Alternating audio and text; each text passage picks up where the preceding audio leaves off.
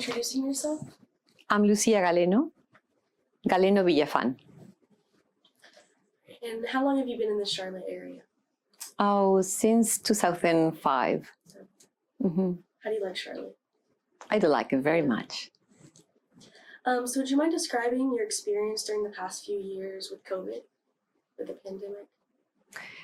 It's been quite interesting, to say the least. It's been, I would not say something new, but it has been something that has given me greater awareness of how vulnerable we humans are. And as an instructor, it has also alerted me how well prepared I need to be in order to lead my students in difficult situations. And that was clear during the pandemic. And I was very thankful to have students who listened and also to have studied counseling and to have taken courses in crisis intervention. So somehow I was more prepared perhaps than other instructors. And the fact that I have dealt with natural disasters since early age also help.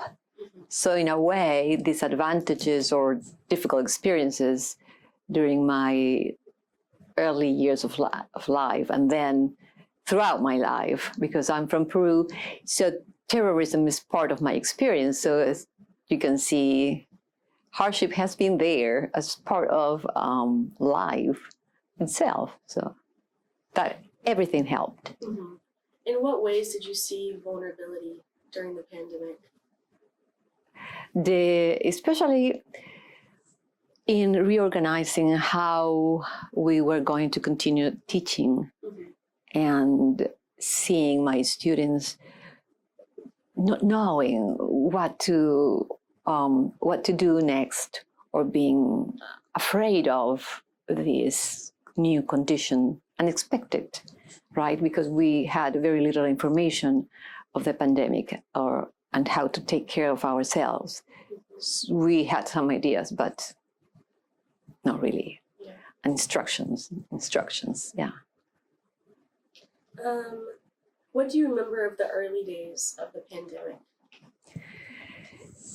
I remembered my students' faces because, of course, I engage and relate to them more than I relate with my colleagues, because we are all teaching, mm-hmm. or doing research. But with students is something different. We relate to them and we are together for so many hours developing our ideas and projects and doing work. So there were many instances that I needed to encourage my students to keep on going, mm-hmm. because I knew that by reorganizing our method of learning, they would have some health benefits from regaining control of the situation and continuing with their studies. So I was very clear on that. So I did as much as I could to help them focus. And in what ways did you do that? Conversations, and also asking them to keep on going with the calendar, for example, reminding them of the assignments, also being flexible with deadlines. Like if somebody was afraid that she or he might have COVID, during those days, it was really scary to have to go and be tested, because isolation was required. And then if the person was with her family or his family members, well, it was very scary. You know, nobody wanted to see another member die, especially because on the news we had many people dying. And also, I do remember the Charlotte news. One of those days, they showed the facilities where people were going to be dying, and in numbers, right? And they stated the numbers.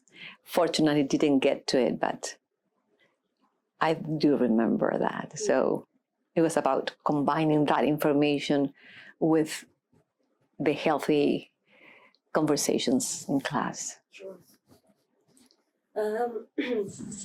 How did you see your friends or family relationships change during the pandemic? I know you mentioned student side, but what about your personal friends and family?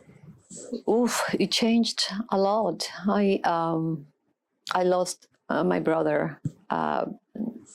It was as a result of the pandemic in a way, because he used to live in Peru. Well, he passed now. So when he was very ill from cancer, pancreatic cancer, the pandemic was on, so he couldn't get from his city to Lima to get to his doctor, because it was forbidden to move, even to transit, even to ride your car. You couldn't leave your region, and it was guarded by military services. So he had gotten depressed, because it's not easy to have cancer, to deal with cancer, at the same time deal with the pandemic and preparing to die, and he wanted to do as much as possible because before passing. So while I was here, in a very safe environment, I would say, and having a much easier time, that was happening at home in Peru. And yeah, that was very, very, very hard, because I was going to travel to be with him during his final days. And that did not happen. He passed before. Yeah, one day before. I'm so sorry to hear that. But that's part of life, right? And I must say that I was not alone in this journey, because sometimes we might think that, oh my God, why is this happening to me? And there is no why, it simply happens. And my challenge was to take the flight. There were no planes flying. So fortunately, I connected again with a friend from Peru, and she lives in Miami. And I said, well, I'm dealing with this challenge. I do not know how to book a flight. There is none. I have called different airlines, and she said, you have to take a humanitarian flight. And I have never really taken one. And it was interesting to just even hear, nobody knows what a humanitarian flight means. And so I thought, all right, so yeah, something to get me in, and I will go. I felt like I'm going to be traveling international. I have heard those voices, or those terms, humanitarian flight, when people travel to Africa or to Asia to deal with natural disaster or something like that. But in this case, I was flying on the plane. And so this friend contacted me with this, it's not an ambassador, consulate, with the Peruvian consulate in New Jersey. And she had a friend of her brother. So he was able to call my consulate here in Atlanta, which is a Peruvian consulate, but a different consul. Yes. And they talked, and then they said, all right, send her over here. I drove to Atlanta, and came back the same day. I had to wait I had to wait hours to get Yeah. my passport, my permit stamped. So because I have the U.S. passport and the Peruvian passport has been, in my drawer forever, so it was not updated. So the only way I could get into Peru was having the Peruvian passport. I didn't get it, but I got a permit, and then I drove back, and then it was just a matter of waiting for the flight, and then I got lucky. I was able to fly, and I thought, oh well, it's going to be like a normal flight, Yeah. except that everybody was masked, and everybody on that plane was traveling because they had a family member that was dying, and people died while we were on the journey. Yes, there was this woman traveling with a lot of medications and medical technology to help her mom, and her mom died while she was waiting in Miami with me and 300 other people. Yeah. So that was the phase of death. And it was not just the pandemic. It was just people were dying as a result of other causes, but the pandemic made it way more challenging. Yeah. I have a question. Do you feel like this experience for you made you stronger, or do you feel like what do you think the result of going through something like that is for you? It has made me more aware of, again, our life as human beings. We are not strong all the time, and we have different type of strength. We can be strong as when we are playing sports, right? We can be strong just by being calm and holding on or listening to someone like you are now. Or we can be strong by really leading, or we can, so many type of being of strength and being strong. So the quality to me is I am more aware of and more in tune with myself and the realities, and also know that this experience, this shared experience, has impacted the entire globe. Yeah.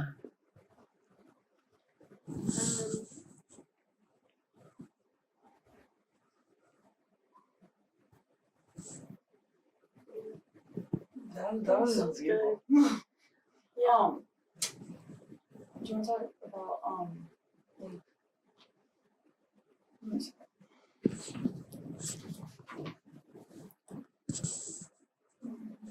What do you think your future will look like? I'm making it. Yeah. Day by day, I'm making it, and it's great because, and what I see, and I invite everybody to really look at the present, is making it. And what is happening today is changing us for the next hour, the next minute. So how could we plan, like, oh, I'm going to have my 5 years, you plan whatever you want. Life will tell you that it has other plans for you, right? And it will tell you to play the game of life, which is the best game, the best. So I think that I am more willing to play it. Yeah. And then I guess one more too, like, obviously the pandemic brought a lot of challenges for you and a lot of hardship, but do you miss anything from the pandemic?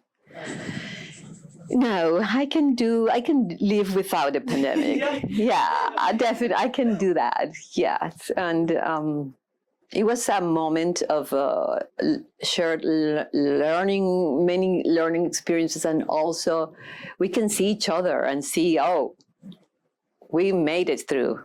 Yeah.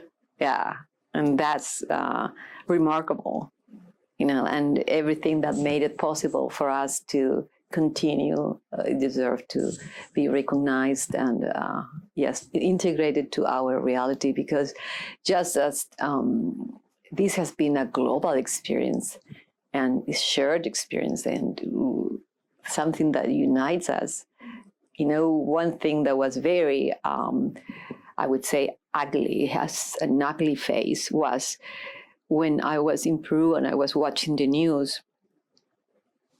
There was news from Ecuador, coming out from Ecuador, and Ecuador had run out of hospitals.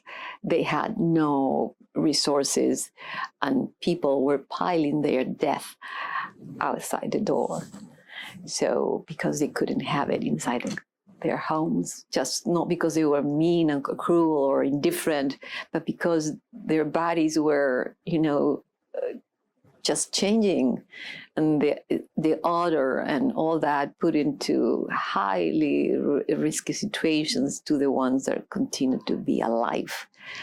And then in Peru, we had a catastrophe with the oxygen. You could see corruption, for example, happening. Doctors, even doctors, nurses, people that you would trust, they were selling oxygen for $6,000 to poor people. People had to sell their houses, car, anything, just to give some hope to their family member, just for oxygen. A lot of Peruvians died as a result of lack of oxygen. Yeah. So when you look at those things, you can recognize each society and what needs to be improved. Here in the States, we are so lucky. How long were you in Peru for during the pandemic? I left once the pandemic started, and with on my humanitarian flight, and then I stayed there for a year and a half. And at that time, you were also doing the virtual classes. Yes. Because I remember. Yeah, you were with me. Yeah, I was doing the virtual classes. Do you think being in Peru during that made teaching harder, or? It was not, no, it was not. In what way harder? Just like so much distraction around you. Did you feel like did you feel like teaching was helpful maybe in that situation, or? It was, because I was able to have this moment to go back to my normal life, where I would engage students, where I would do what I have chosen to do in my career, and to have also to embrace the culture that I have, decided to live with and to live in this area. Whereas when I was in Peru, everything was very negative, and there were no resources, no hope, no authority. Hospitals were in crisis, the oxygen, lack of oxygen. So in a way, it made me very aware of why I have chosen to live in the United States and the reason. So I was like, no change here. I got it, of course. So it was very helpful. Well, thank you for your time. Yeah, no, thank you, both of you.